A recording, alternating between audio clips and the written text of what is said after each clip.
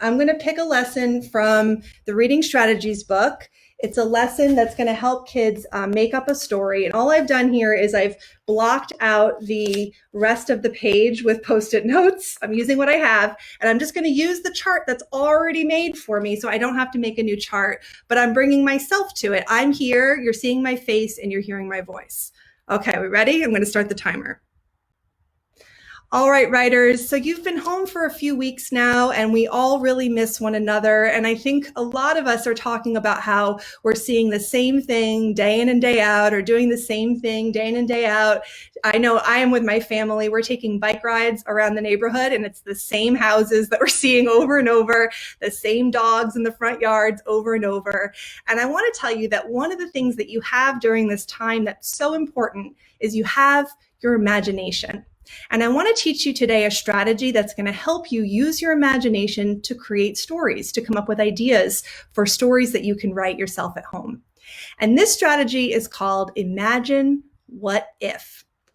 And it goes like this. You're going to start off by making a 3-column chart. So I'm going to show you here. The first column is characters. And I just brainstormed a list here of different characters I might put in my story.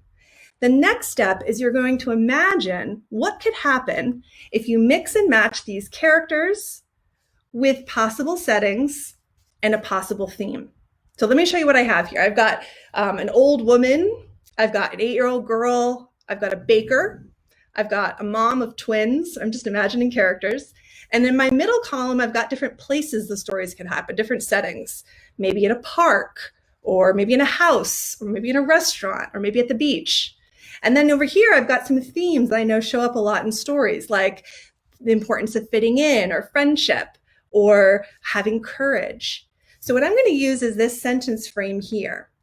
I'm going to use a sentence frame to try to help me to come up with an idea. I'm going to imagine what if, mixing and matching these different story elements.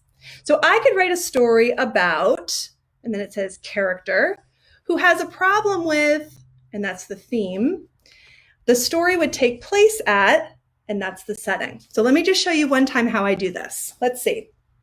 I could write a story about, I'm going to pick from the character column, the old woman. I could write a story about an old woman who has a problem with, I'm going to look at the theme column. I'm going to pick which one of these. I'm going to pick maybe friendship. An old woman has a problem with friendship. The story would take place at, I'm going to say it's going to take place in the park. And then I'm going to imagine what if. What would happen? An old woman who has trouble with friendship. She's at the park. I'm going to imagine what might happen. What could happen? Maybe a stray dog comes over and takes an interest in her, and they develop a special friendship.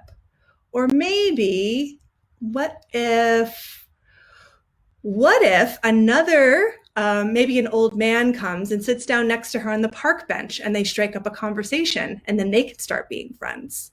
You see how I'm just using my imagination, imagining what if, and I'm using these different columns, ideas of characters, ideas of settings, ideas of themes. Now, honestly, writers, when you start trying this, you might find you don't really like the idea of that story, you don't want to write it. That's going to happen. Just try to brainstorm a bunch of different possibilities, and you'll know when you find the story idea that makes you say, ooh, I want to write this. Okay, good luck today, everybody. Use your imaginations, imagine what if, make up characters, settings, and themes, and see if you can come up with your own story idea too. Feel free to rewind and pause it so you could look at that chart close up when you're doing your own writing if you need it. Okay, goodbye, everybody.